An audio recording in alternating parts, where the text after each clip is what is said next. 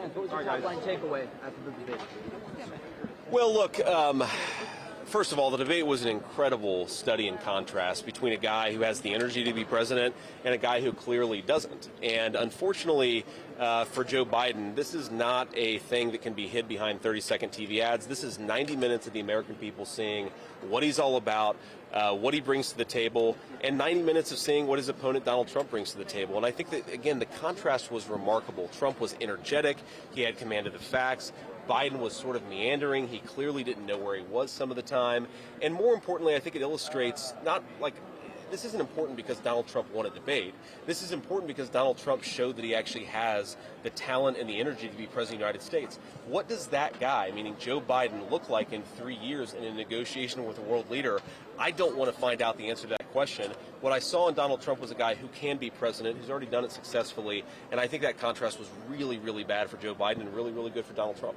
What do you make of the Biden criticism that 40 of 44 cabinet members in the Trump administration hadn't endorsed him and that Mike Pence had not endorsed him?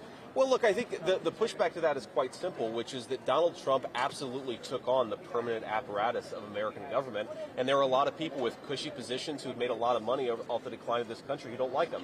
But I think that their lack of endorsement is the best endorsement for Donald Trump because, look, if those guys were all on the team, it would suggest that he was not going to keep his core promises. And the fact that some of the worst people in American government don't like Donald Trump is a very solid endorsement. I mean, let me just take the Mike Pence issue very directly head on. If Donald Trump wanted to start a nuclear war with Russia, I guarantee Mike Pence would be down here throwing his weight behind him. The fact that Donald Trump is the candidate for peace and prosperity is why some of these people hate him. I think he should wear their hatred as a badge of honor. But he hired them. Do you think that you're... What do you make? You said that they were permanent government types with cushy positions. Oh, look, I think Donald Trump would be the first person to say that he came into politics as a newcomer, and he knows a lot more the second time around, which is why the first term, as successful as it was, I think the second term is going to be even better. And also, we have to remember, unlike Joe Biden, when people screwed up, Donald Trump was willing to fire him. There are people in the media who try to treat that as somehow a problem of Donald Trump's. When people screw up, they should get fired, whether they're in the government or the private sector. I think that's a good thing for Trump. Have you been told whether or not you will be his vice presidential candidate? I have not been told that, no. Have you talked to him at all about it? Not really, no. Not really? What do you mean? Well, I mean, look, it's obviously it's a thing that's out there, and it's a thing that I see media reports on, but have I talked directly with Donald Trump about it? No. I talked to him actually yesterday. We talked about the debate for a while. We talked about some of the things that I thought Joe Biden would say, and we talked just generally about the election, about some Senate races that he has an interest in. Didn't talk about Vice President once. Do you think you're the best pick?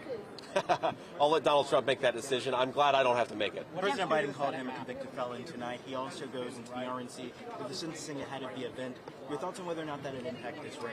Look, I don't think it has an impact on this race because I think everybody already understands this is baked in. But I think Trump's pushback there was really appropriate and really important.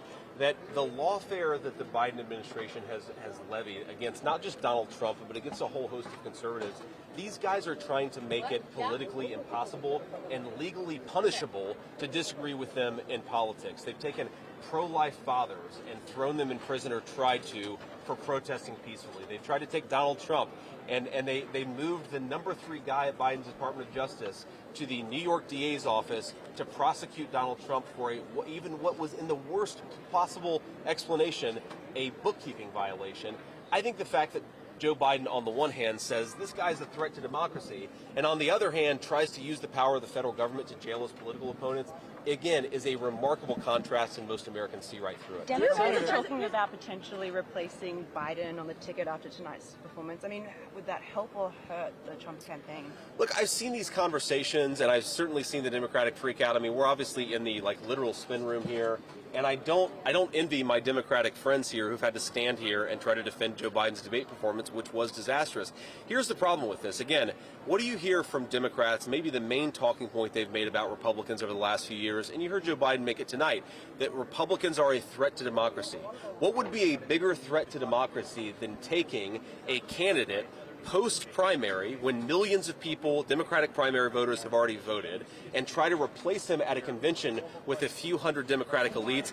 That is the biggest threat to democracy that's been contemplated in American government in the last few years. And of course, the Democrats are doing it without a hint of shame. Our voters are still dissatisfied with the choice of Trump or Biden. What is your message to them for why they should vote for Trump? Well, what I would say to them actually is, if you only know Trump through 30-second media clips and hit jobs, you don't know the real Trump. And I'd encourage them to actually watch this entire debate. I think a lot of people assume, for example, because people that watch the debate. Well, look, I think that people who watch the debate, my hope, certainly what I saw, obviously I'm a little bit biased, but I think what they saw is a guy who's in command of the facts, who has a good sense of humor, who's not, nearly the sort of threat to democracy that Democrats say that he is, and importantly, shows compassion. This will not get talked about enough in this debate. It will not get talked enough in the media post-op on this thing. But look, Joe Biden showed no compassion for the people who've been murdered by illegal aliens that he led into this country. Donald Trump talked about calling the mother of a young girl who was murdered by an illegal alien. You could see the fact that this pained him. And what we want in the President of the United States is a person who actually feels a little bit of pain when American citizens are suffering and uses the power of government to try to fix that. That's what the presidency is there for, to protect the interests of American citizens. It's shameful that Joe Biden seems to show no compassion for people who have suffered under his policies. Trump said that he wouldn't ban any abortion medications. What did you make of that stance, and do you think it will appeal to pro-life communities? Yeah, I mean, look, I think most people do not think, what I understood the president to be saying is that there are medications that are necessary, and so long as a doctor prescribes that medication, then that people should be able to access it. That's what the Supreme Court held. That's my understanding of what current American law is, and I think that's the position of Donald Trump. I think most people recognize that Trump is actually trying to bring people together on the issue of abortion. People talk about the reversal of Roe versus Wade. What did that do? It threw it back to the people's democratically elected legislatures, especially in the states. And he's, I think, making a pretty good argument when he talks about Ohio's change. He talked about Kansas's change. What he's saying is that we're figuring this out together as a country.